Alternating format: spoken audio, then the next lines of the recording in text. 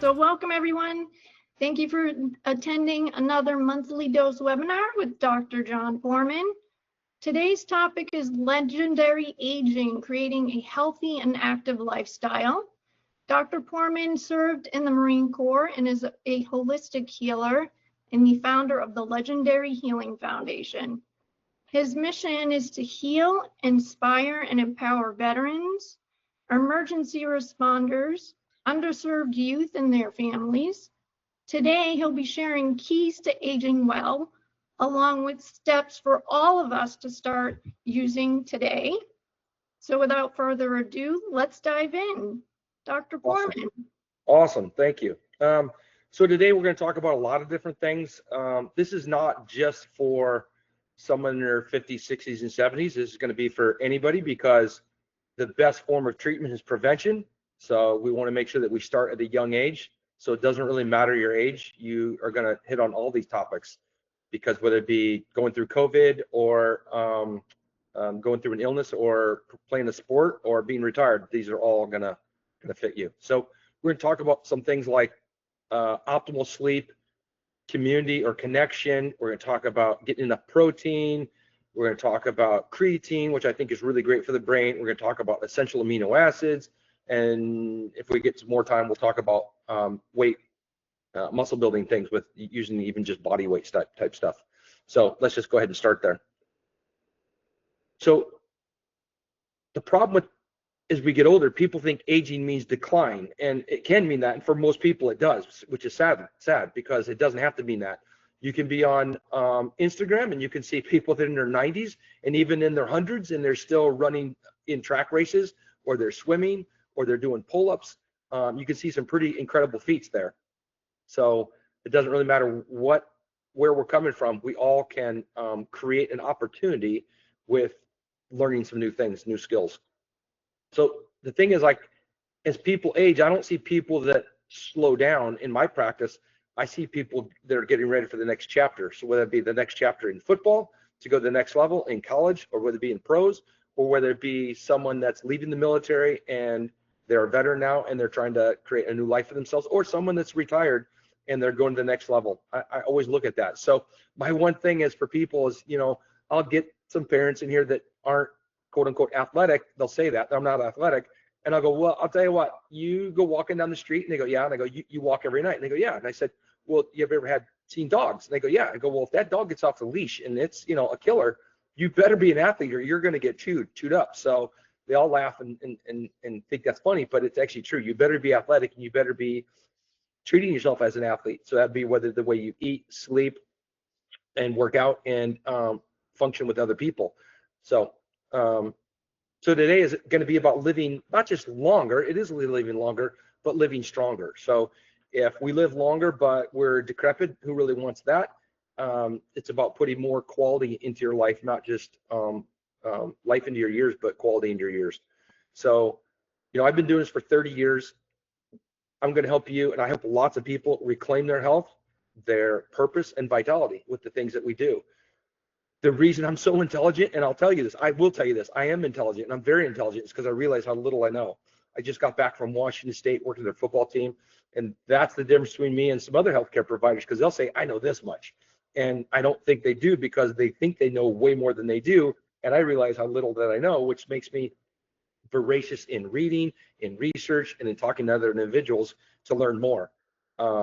So I had someone ask me this week in the clinic, and it was, what was it again? It was like something about assuming that aging automatically you lose energy and strength and independence, and but that's not true, because they said, I don't have that. Why do you think that is? Why do you think that people have that belief? And how do we start challenging that? And I said, well, everything starts as a mindset. So you can't just look at the body and you can't just work on the body, the mind. You got to work on both together, because they're both interconnected. It's the chicken or the egg, which one came first? Neither. Like, if I said to you, what % of your life is physical and what % is mental, or in a sport, what % is physical and mental, and everyone will give me these splits, 70-30, 60-40, 80-20. And in my opinion, they're both wrong, because it's 100%, 100%. You better come fully prepared physically and mentally 100%, or you're not going to do well in your job or in life or in your sport. So, and I've done that with people, and I can tell you that does work. So, the number one thing people ask me is, what's the best way to improve my life, my quality of my life? And that's going to be sleep, and it's optimal sleep. It's not, it's not closing your eyes though. It's not taking a sleeping pill and closing my eyes, because that's not restful sleep. You really need something like a Whoop or an Apple Watch, an Oura Ring, something that can kind of give you information, data on whether you're getting deep sleep, you're getting REM sleep, how long it takes you to fall asleep, how many times do you wake up, what's your respirations at night when you're in that end of that deep sleep, what's your heart rate variability, all these different things. I'm not totally sold that that's the only thing. It also depends upon how well you feel. But the one thing is, we know that you need to get to sleep at about the same time every night. And if it varies, very, very much, it's not going to be good. If you're trying to release growth hormone, which helps us to repair and recover, you need to be asleep before 11, because it takes about an hour to 90 minutes for growth hormone to then kick in, and it sends these little spurts of growth hormone to help us recover and rejuvenate and feel young. And that only happens between about 12 and about 2. So if you're getting to bed at 12 and it takes an hour and a half, let's say, you're only going to get that 30 minutes, but you could have gotten an hour to an hour and a half of it, but you just went to bed too late. So try to get to bed at that would be way better. So I'm also looking at inflammation and cognitive decline. If we don't sleep well, both of those are going to happen. One of the things we call is inflammaging. So people get inflamed, and that actually accelerates their aging, because the cells are being bathed in this inflammation. So that's something we don't want to do. Brain health is going to be really key, because that's going to help us with immune function, but it's also going to help us with muscle health. They all kind of tie together. So that's one of the things we need to do. So we need to get a routine where we go to sleep at about the same time, where it's all dark. You're not having caffeine for about 3 hours before any food, I should say, but food 3 hours before you eat. Before you go to bed, and then caffeine probably 2 or 3 or 4 in the afternoon, depending upon whether you're a good processor of caffeine or not. And that's whole nother topic about whether you have a genetic defect called the MTHFR gene mutation. So, but we can talk about that later. I can tell you that I've taken people and helped them with their sleep, and they absolutely within a month looked younger, 10 years younger, just because they got better sleep, better quality of sleep. They felt a lot better. They felt younger, just from sleep. Now, there's sometimes way more to it than just the sleep, but there's been a case that I've had recently where all I did was say, you got to get to bed at a regular time. And once they start doing that within a month of regularly sleeping at the same time, going to bed at the same time, waking up at the same time, they felt drastically better, like 10 years younger. So that's one of the ways we can age healthy that I believe in. Another one's going to be that I believe in a talking point we need to have today is about connection. We need to have deep connections, because you look at COVID and you isolated people, and then people were very fearful of things that weren't even real, but they were being told was real. And so they just took it because it was mass psychosis. So we need to have that community and that connection with other people. The difference is going to be if you get like in an older community, or it could be even younger, like in a high school or something. If you're around negative people, that's not a connection. You have a symbiotic relationship where you feed off each other's negativity, yet that's not a good thing. You need to be around people that are super positive, that lift you. They lift you as they climb, and then you lift them as you climb, and then you just kind of keep doing this whole thing. But it's about being around people that are positive, not just being around other people. So it's not just about being around people, it's about being around other positive people. So like, look at volunteering, because we know that when you give to other people, that you secrete all these positive hormones when you do things for other people. It helps the other person, it helps you, but it also, people that aren't even involved, they're watching that act of something as simple as opening a door or helping someone down the stairs or just volunteering like that. We know that you release all these positive chemicals. All 3 people do. Another one would be like getting in fitness groups, because that holds you accountable. It might be going to your faith group or your spiritual group, because that holds you accountable. You know that on Wednesday nights you have your church night, your group night, your small group night. You know that if you have to get up at 5 o'clock in the morning every day, it's awesome that if you're going to get charged for it, you're going to show up. You're more likely to show up. That's why when people don't pay for things, they have a tendency to fall through the cracks, and they'll just fall by the wayside because they're not paying for it. There's no there's no incentive for them to make sure they show up. So, and thing is, like, I've heard this before, but it's true, is longevity is a team sport. And it really is, because if you hang out with people that are of like mind, that are plan on living a long, healthy life, healthy at the same time, not just to live long, then you're more likely to be similar like them, and you're going to eat like them and exercise like them and be positive like them. And that's just going to be perpetuating. And so that would be a good thing, because it gives you purpose to be with someone like that. It helps you, makes you feel like you belong in this life, and it gives you a reason to go on. So, hey, before I go on, does anybody have any questions?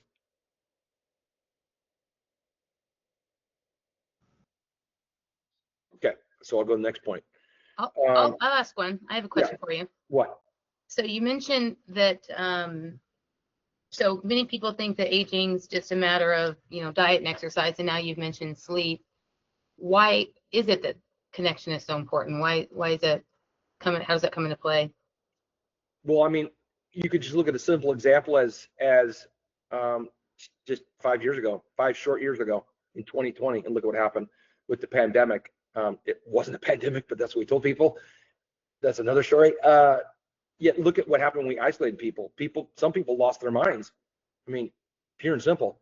I can tell you in here, every single day, I was having to balance people's brains, every single visit, because they were out in quote unquote the real world, which is an illusion, and they were being told all this stuff, and it was mass hysteria because there were people dying. But again, if we look at some of the stuff we talked about, they didn't have good, healthy eating habits. They don't sleep. This is the general population. They don't have healthy eating habits. They eat the traditional American diet, which is the standard American diet, which is SAD, which is sad.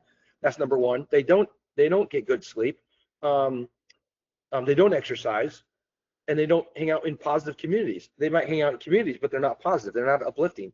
And so isolation is, if I want to drive someone to insanity fastest, complete deprivation of sensory deprivation, sight, sound, hearing, taste, smell. You'll absolutely drive them insane in a matter of hours.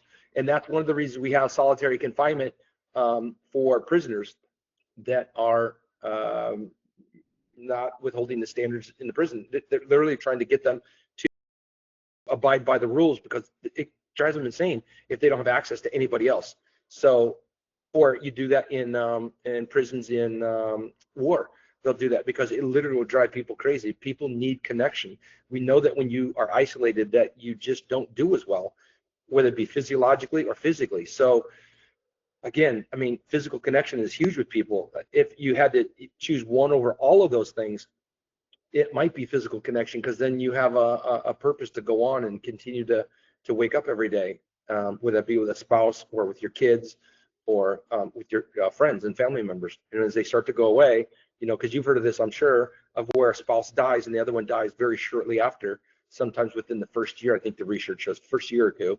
And people have said they just died of a broken heart. And believe it or not, scientists, doctors are now actually have a term. I don't know what it's called off the top of my head, but where it's called a broken heart syndrome, where they die just because they have a broken heart. There's really physically nothing wrong with them, but they're isolated now. They lost the person that they, woke up to every day and spent their day with. So. Dr. P, can you go back to sleep for a moment? Sure. What's your question? Age has an impact or does impact sleep, correct? Well, keep going. Yes and no. Yes and no. Okay. So as we get older, we are likely to have sleep less, right? So maybe like in our 20s, we would get anywhere between 10 and 12 hours of sleep a night. But as we get older, that lessens. So does that have an impact on aging and how we feel and get technically defining that quality of sleep? Yes. I'm okay. not sure if I'm making any sense what I'm trying to ask. So that's not normal though. It's like I live in Arizona. Are accidents common? Yes. Is that normal though, for a car to smash into another car? No. Very, very common, not normal. Is it common for people to sleep less as they get older? Is for their sleep pattern to decline? Yes. Is that normal? No. It's because their brain actually produces less melatonin. If they were to produce more melatonin, and I've done this with people, to help their pineal gland produce more melatonin, they actually sleep longer. it's not that they need less sleep, they just get less sleep. That's one of the reasons they fall asleep in the afternoon, that grandpa or grandma fall asleep in the afternoon, is because they're not getting enough sleep at night. And they can tell you, like, I just woke up and I'm like wide awake, and it doesn't really matter when I go to sleep. It's not everybody, again, but the ones that it happens to, the reason they're falling asleep in the afternoon is because they're messing up their circadian rhythms, number one. Number two is their brain's not producing as much melatonin, specifically it's the pineal gland, but that also has to do with the pituitary gland, and then and on and on. And so there's things they can do as far as, you know, not using stimulants like coffee 90 minutes before they wake up, getting in the sunlight when they first wake up or when it first rises for 30 minutes, minimum 30 minutes, especially if they're retired, 30 minutes, doing a cold plunge. Because there's people that do this, or there's people I get to do this, and they absolutely change their sleep habits, and they've never felt better. And they feel like, again, like they reverse the clock by about 10 years, 10 or 15 years. And some of them look it, but for sure, all of them say they feel it. So it's a misnomer to say as we get older, we just don't sleep as much. That's actually not true, because if you measure the time they sleep at night plus the time they sleep during the day, it's the same 7 to 8 hours a day. Okay. It's just it's not normal. It's common. It's just not normal. Okay. Thank you for clarifying. Yeah. So we're going to the next one, and that's protein. And so same kind of thing. So they lack a lot of protein. And so because they lack protein, they get something called sarcopenia. Sarcopenia is similar to osteopenia. Osteopenia is loss of bone mass, and sarcopenia is loss of muscle mass. And so we know the number one predictive value for lifespan across all cause mortality is going to be muscle mass. The more muscle mass you have, the better off you're going to be, the longer you're going to live, the better quality of life you're going to have, just in general. So people go, well, how much is that? And so it's 1 gram per pound of body weight.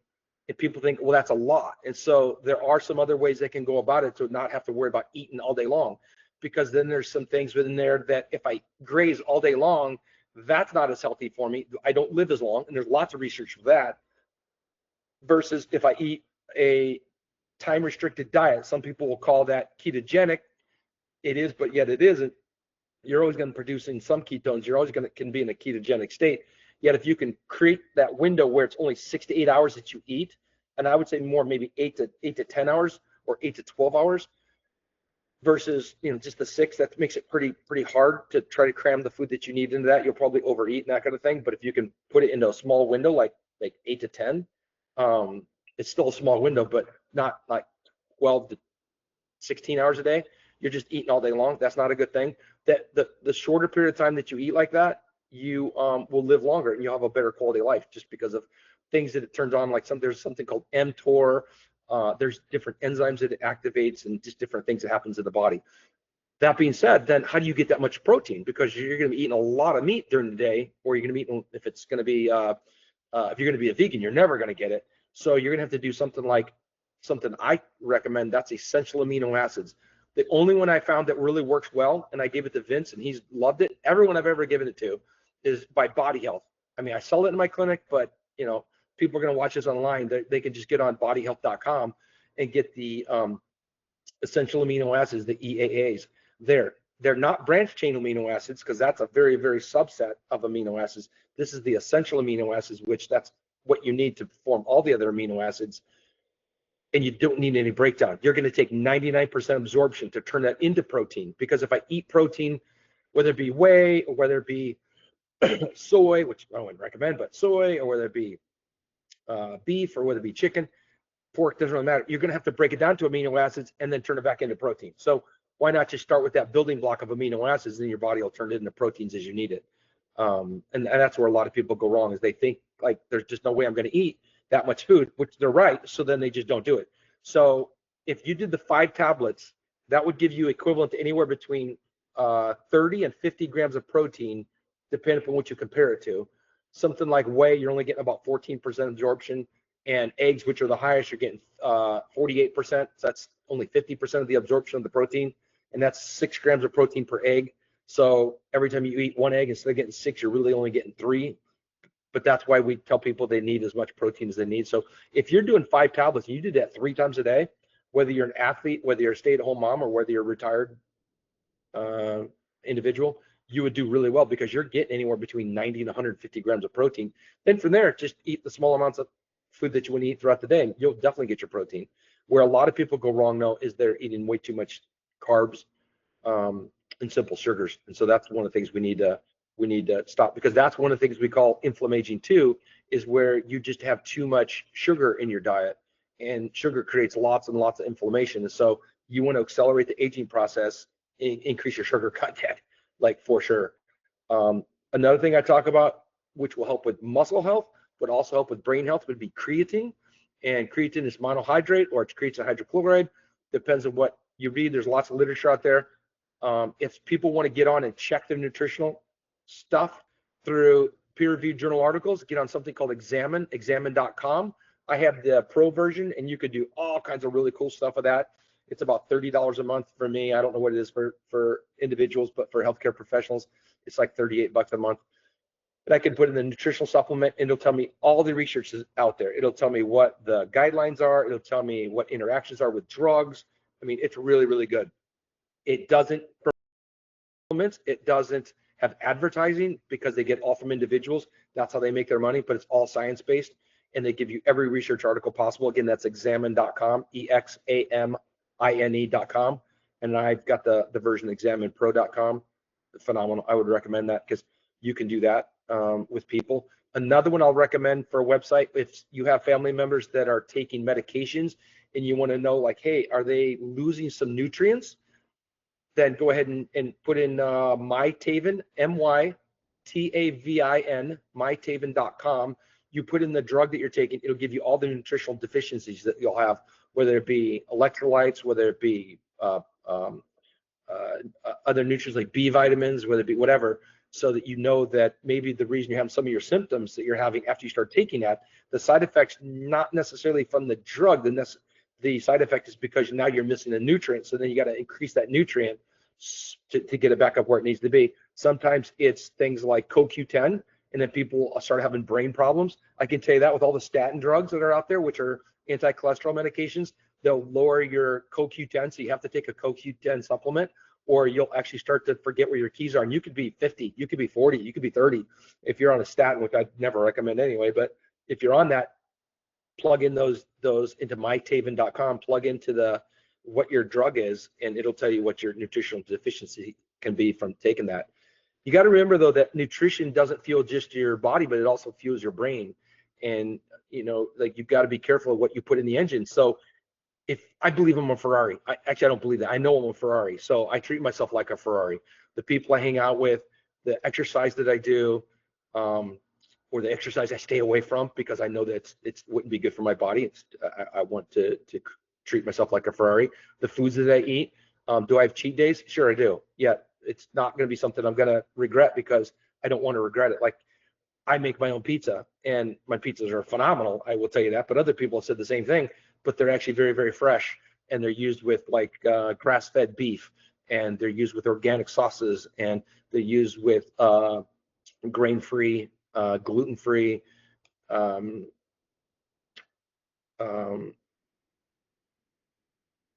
products, so crust.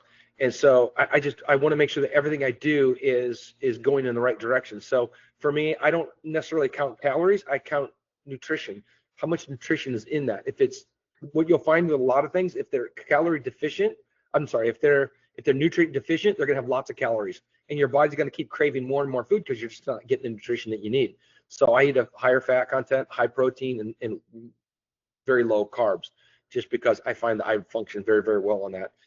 And we could talk about this in the future about more nutrition with that. Yeah, there's things that work for different people. That's just what works for me, and I find that works for most people. Any questions so far? I know I went over a lot right there. I have one. Yeah. You kind of touched a little bit based on it, talking about, like, consuming 1 gram of protein per pound of body fat, or body weight. How does focusing on protein and then some of those other nutrients, like creatine, things like that, actually help us while we're aging?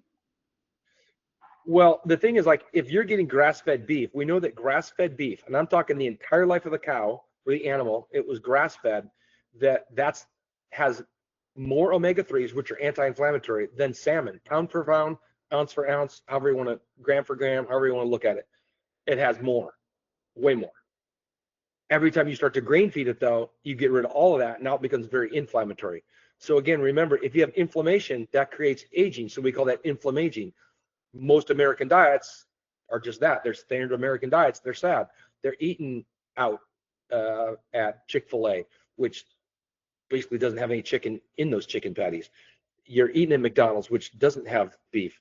You're eating at Wendy's and Arby's and whatever else people have. I don't know.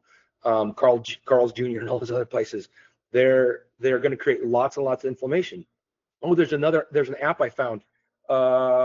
It's called SOS, seed oil something or other. I can't remember what it stands for, but I put that on there, and you can actually search all these different locations that you're going to go to, and it'll tell you whether they went to the owner, if they talk to the owner and they find out how much of seed oils they use, or do they use beef tallow, or what do they use, because it's all based upon seed oils. And we know that seed oils, whether it be cottonseed oil, soybean oil, rapeseed oil, canola oil, they're all inflammatory, super inflammatory. So you hear about seed oils, why are they bad for you? Well, one is they get lined in every cell of your body, and they're going to last anywhere between 2 and 6 years. So it's going to take you, once you start to get rid of all of that, and you only have, let's say, organic cold pressed olive oil, coconut oil, walnut oil, good MCT oil, grass-fed beef and that kind of thing, and you're eating the fat from grass-fed beef. We know that even though you're eating all that, it's going to take anywhere from 2 to 6 years to get rid of all the seed oils that you've been eating over your lifetime. So you stop on Monday, well, wait anywhere from 2 to 6 years from that point of Monday that your body's going to get rid of it. And we know that creates lots of inflammation, which again then creates aging, and that's what we call inflammaging. So we know that protein will build muscle mass. We know that if you're going to work out, you need protein. We know that if you get sick, you need protein, and more than protein, we need amino acids, which is what our body breaks the protein down to. So no matter how much protein you're getting, I still would recommend the essential amino acids. Again, I'm not selling to you right now. I don't really care. You don't have to go to my website or anything. You can just buy them online on bodyhealth.com and get those, and take anywhere between 10 and 15 a day and get the protein that you need. And then from there, you just eat for fun.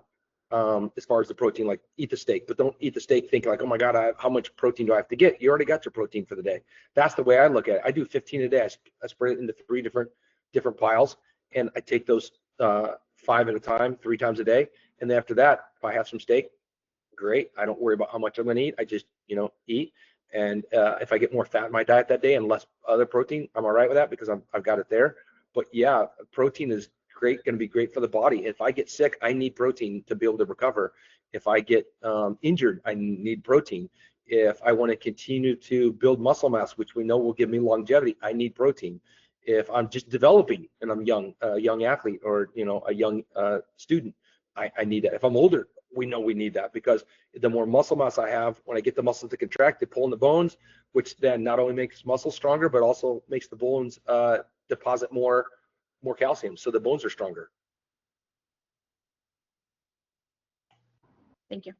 Yeah. Next one would be movement. So not enough people get movement. Too many people are sedentary. I mean, we were just talking the other day in here about how that if you took the cell phones away from kids, would they even be able to interact? And it's not just kids anymore. I think it's adults too, that if you took the cell phones away, would they be able to interact? Because we just don't seem to interact anymore, whether that be with movement or whether it be just with conversation. So you're kind of getting both there if you limit the time that we all spend. And I say spend, I don't mean invest, I mean spend, because we're never going to get that time back, and it doesn't really benefit us in a lot of ways, because most of the times all of us are just spending time on our phones. We're not really investing in our health or our well-being. And so we lose muscle mass because we're not exercising or moving, and then people talk about walking, and I love walking, don't get me wrong, because it's way better than doing nothing. But what I really recommend is people to do 15 to 20 minutes, like 4 to 6 times a week, just that amount, 15 minutes. If you did that every day, even, that'd be fantastic, where you're lifting weights, you're lifting heavy.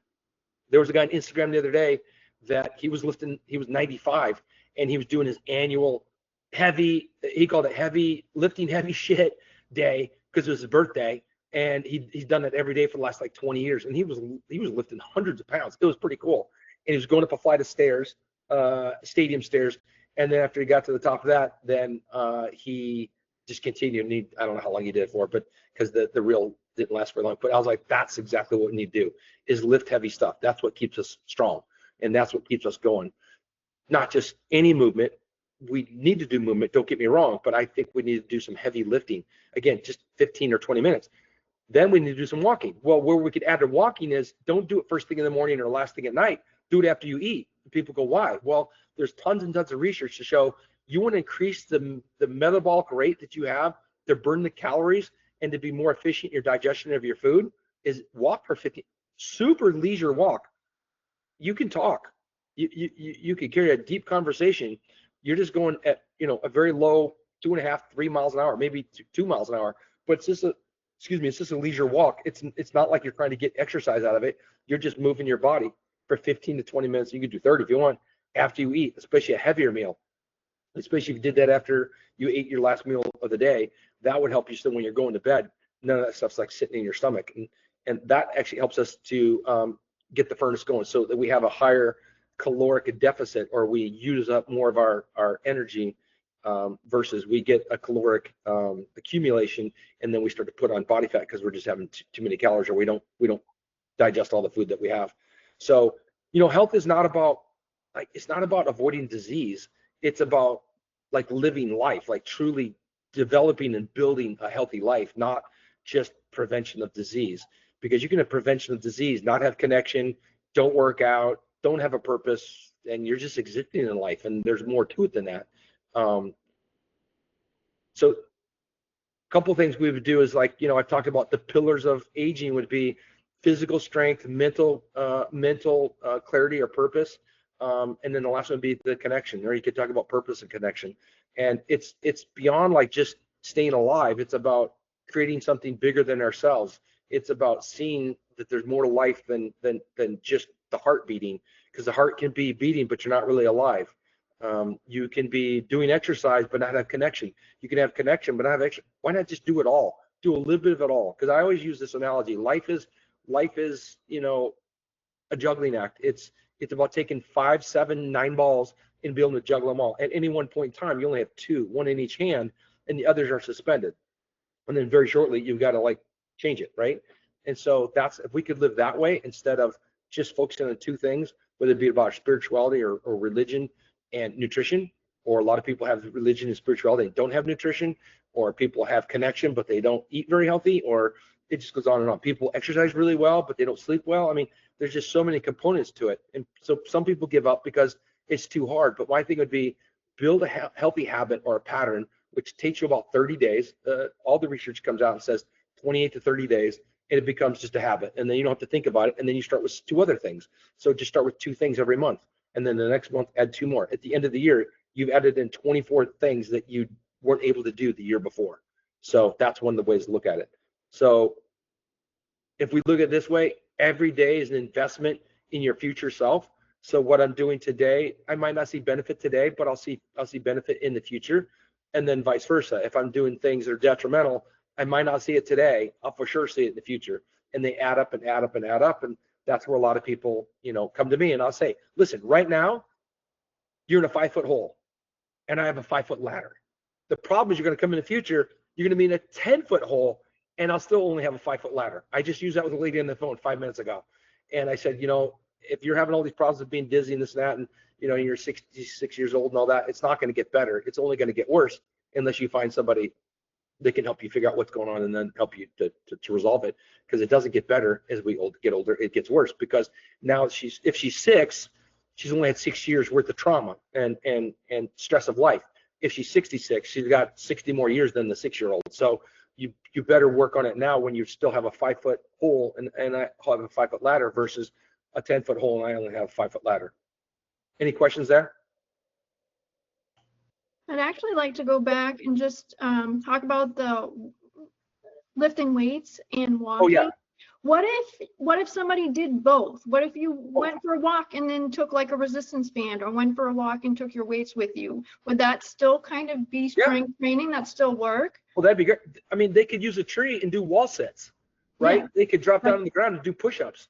They could do regular push-ups. They could do knee push-ups. It doesn't really matter. They could do find a heavy object like a tree branch or something and do some curls. Or they could, like you said, they take the resistance bands, hook it around a tree and do some standing seated rows. They could, put it under their foot and then do some bent over rows. They could put it over the tree and do some pull downs, like tree branch. They could do lots of things. Like, you're only limited by your own imagination. Like, I'll see things on Instagram all the time, and I'm like, that is genius, because all they're doing is saying, hey, this is the equipment that I have, or I have no equipment, but this is where I live, and what can I do with that? So they're going to walk uphill. I had a 74-year-old guy. He came in, I helped him with his hamstrings. I said, now, to keep him healthy, he's a softball player. His wife died 5 years ago. Softball's my life. I haven't really been able to play in the last year. If you could help me, because this is my life. I said, great. I think I can help you. So I did some dry needling with him. I did some sound wave with him. I did some microcurrent with him. I did some soft tissue work with him. I did some disc with him. And then I talked to him about emotion and stuff like that. And that guy's he came in yesterday. He goes, it's amazing how good I feel. And he goes, oh, but that one tidbit you gave me to keep me healthy in my hamstrings, keep them long. I told him, get on the treadmill. Don't go below 5% grade. Go up to 15 if you can, but just go back and forth. I said, walk for 7 minutes a day. That's all he does. He does it every single day. He goes, I hate to walk on the treadmill, but you know what? I like that because it's short. I know it's done and over with, and my hamstrings have never felt better. He goes, when I run on the softball field, because he plays in the outfield, he goes, I feel like I'm not losing a step because I never worry about my hamstrings anymore, but I really feel like, you got me there. That was great, but then how do I stay there? And it's not to see me all the time. It was get on the treadmill every single day. Keep your hamstrings nice and long. And he goes, dude, I think that was the key for me, was getting on the treadmill. And he lifts weights. This guy's jacked. He looks great at 74.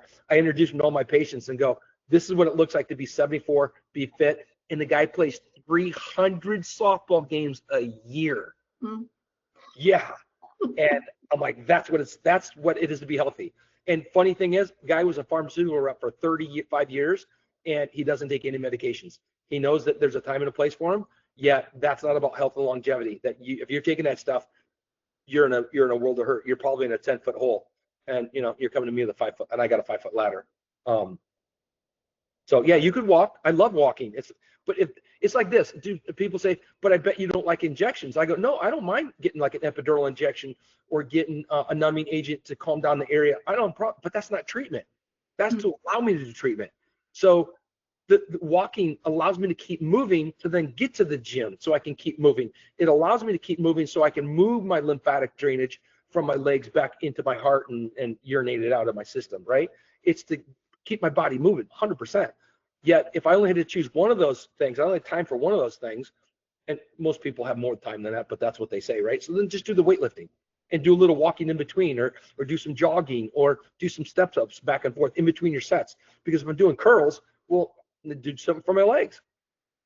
But the more muscle I build, the stronger I'm going to be, the stronger my muscles, the stronger my bones are going to be, the cardiovascular fitness I can get if I go from exercise to exercise to exercise. I know that when I work out, it's usually a 35-minute workout, 45-minute workout at most, and it's just going from one exercise to another to another to another, and that's all I do. I just go back and forth. So when people are on their phones, it just irritates the living hell out of me, because I'm like, either work out or get off the machine, because I'm just going to go there and go to the next one, and then I get on there, I get off, I do my next, I just keep going, and my heart rate's decent. It's over 120 to 140, and it's like a pretty brisk walk for me. So I'm actually getting some walking in that at the same time because the heart rate's staying up. So yeah, do I like walking? I do. It's just not by itself. I've just not seen people do well with just that by itself. Thank you. You're welcome. Okay, so let's think about some practical steps this week. So prioritize sleep. We talked about that. Get a routine going to where you just prioritize, and it's a priority for you to get good sleep. That you go to sleep at the same time every night. That you just go, it was close. Yeah, but that doesn't work. In the military, close gets you dead. So, and you're both military spouses, so you get that. So it's not about getting close. It's about getting it on target, right? And it's not about getting on target with the wrong bullseye. It's about getting on target with the right bullseye, because I say that one all the time too. Bullseye. And they go, great. I'm like, but wrong target. You're shooting the wrong target. Like, shoot at this target and you get a bullseye. That's awesome. You get a bullseye on someone else's target. That's not good. Try to get, that protein we were talking about, try to get 1 gram per pound of body weight. And that's your ideal body weight. So if you're trying to lose weight, then you would take a little bit less. If you're trying to put on muscle mass, then if you weigh 170 pounds, if you're trying to get to 200, that would be 200 grams of protein, not 170. But if you weigh 200, But you're trying to drop down to 170, then take 170 grams of protein. So it's wherever you're trying to go with your ideal body weight. Try to throw in 2 strength training sessions this week. Just make a body weight. Just do some body weight stuff. Do 30 seconds. If you can't do 30 seconds, make it 15 seconds. If you can do 15, then later on try to make it 20. And then the next week try to make it 25. And if you're going to do that in between your walks. Like walk for 5 minutes and then stop and do 5 push-ups, or hold a push-up position for 30 seconds. Just make it fun. That's everything. It's got to be fun. You know, if you're walking or running to lose weight, don't do that. Do it because it's fun. If not, then go do something else. I can tell you this though, you're going to lose a lot more weight a lot faster if you're lifting weights, because after you're done exercising, now that metabolic the metabolic shift has to happen, because now you're burning more fuel because you built more muscle, versus you get done walking and then it just drops right back down to the resting level it was before. Your metabolic rate will stay up if you lift weights, because now it has to take energy to go feed that muscle and to repair that muscle.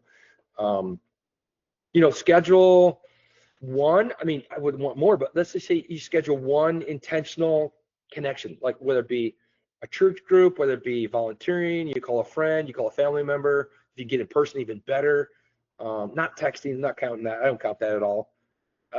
And make it meaningful that you get together, just 15 minutes even, but you do something like that this week. And then maybe the last thing, you think about thriving in aging and not surviving in aging, because surviving is maybe a place that you need to be right now because you're running away from the bear. Yet at some point you got to stop surviving, you got to start thriving. So it's a mindset thing for sure. You know, you could tread water for so long, but eventually you're going to drown. So you better find a buoy. And so that's where, you know, you hook onto other people. That's the connection we talk about, is, you know, they're going to help you. That's that lifting as you climb kind of idea, is when I need help, I have like April will help me climb. And then as she needs help, I lift her as she climbs. And so you lift as you climb, whether it be with your family, your friends, or your colleagues. So that would be something to do. So just a couple of things before we close. I know we're getting close to the time. Would be, don't let your age define you, because it's so funny. People come in here and yeah, but you don't understand, man. Like dude, you're younger than I am. They're like, what? They look way older though, because they don't take care of themselves. This might be some of my kids' dads and stuff. And they're like, dude, I'm 55. I'm like, dude, I'm going to be 61 next week. What are you talking about? I'll let you know what it feels like to get old, because I don't feel old. I feel older, and I was tired in the last week and stuff because I was traveling a lot and working a lot with athletes and getting very little sleep and stuff. But I woke up this day and I'm like, man, I'm ready to go. I feel great. Didn't go to the gym the last couple of days, and I'll be going to the gym today because I feel great. I want to get back into the gym because I've missed like 10 days, 11 days. And so it kind of stinks, but I was helping athletes, and now I'm back to putting my own oxygen mask. You know, the other one is, think about the words I am and what follows that. You know, when you say I am tired, I am weak, I'm depressed, I am whatever, that's super powerful statement. So you might want to say that I am legendary, I am strong, I am confident, I am worthy, I am, but use all positive words, not negative words. And that's just a mindset thing, but also what you're telling yourself verbally. You're telling your whole overall being, not just your mind. Another thing would be, realize that I don't care if you're 70. I mean, it's easy to go, if you're 7, you got your best years ahead of you. Yeah, of course. But you can be 70 and still have the best years ahead of you. Why not? Like, if not, then what's the point of being here? You have to have hope, and you have to have love in this life. And I think that's what we all strive for, is to be loved and know that there's hope in this life. And I believe in both. And then the last part would be, choose that you want to continue to grow and that you're not going to decline, because you're either growing or decaying every day. Plants do that, and humans do that, animals do that. You're either growing or dying every day. And it's all about choices. So, you know, if you make the choice to exercise, you will. Yesterday, I made the choice not to. I went out and had dinner with my daughters. I hadn't seen them in a while. And so that was great. And that was a phenomenal time. I chose to do that, and I didn't feel bad about it. Now today, I choose to work out because I want to work out and I want to take care of myself. Yesterday was kind of feed my soul because I was getting a connection with my daughters. Now today is going to be more for the physical. It also helps with the mental and emotional too, because I get to work out and I feel better about myself. And then you're able to look in the mirror and you go, oh yeah, I feel good about myself, because that's what we all want to do. We want to, one, know that there's hope in life, and two, know that we're loved. But that starts with ourselves. So I give myself hope and I give myself love, and then hopefully I get it from other people. But if not, I'm actually fulfilled with myself. And then if I get it from people, that's just a bonus. So I hope that this was informative today. I hope that it lifted people up. My whole talk, every time I talk, is not about beating people down or showing people where they're coming up short. It's to show them where they can add quality to their life and where they can add value to their life. And there's so many opportunities. There's lots of obstacles, but I see them as opportunities. So, if you want to see it as an obstacle, you can. That's up to you. Yet realize that's an opportunity to further your growth, whether it be physical, mental, emotional, spiritual. You can dial in your nutrition.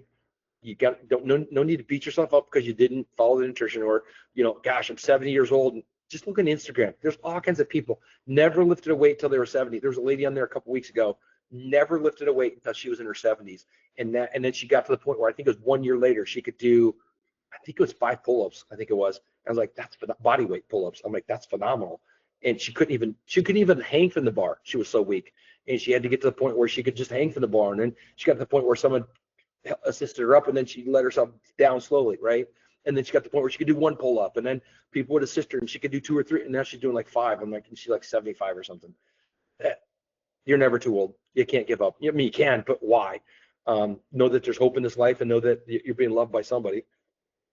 So I hope that people did well with that. Any other questions? No? Okay. I have one. Sorry. Oh, go ahead. So I know, especially as a female, and I feel like a lot of individuals kind of think this way when they're just kind of like, especially in today's world with like Instagram, and you're seeing so many individuals strength training, all that. And it can kind of be like an overwhelming thing to see, but not know where to start. So where would you suggest, and it doesn't have to necessarily be for females, I'm just kind of speaking from like what I have seen. Where would you tell people at the very baseline of like a good place for them to start that, it's going to push them out of their comfort zone a little bit, but isn't quite as intimidating as, stepping into like powerlifting gym or, the extremes, because we're so extreme based, I feel like, in today's society. What is a good, just like ground zero place to start for people? Start at home, do body weight stuff, do wall sits, put your back against the wall, kick your feet away from the wall, and then drop down until you're at a 90 at your knees, right? So you're at a 90 at your knees, and then you're at a 90 with your torso. So your torso's going up and down the wall, and then your knee, this way, and then your knee comes out, and then your foot's on the ground. And just see how long you can hold there, and start a watch.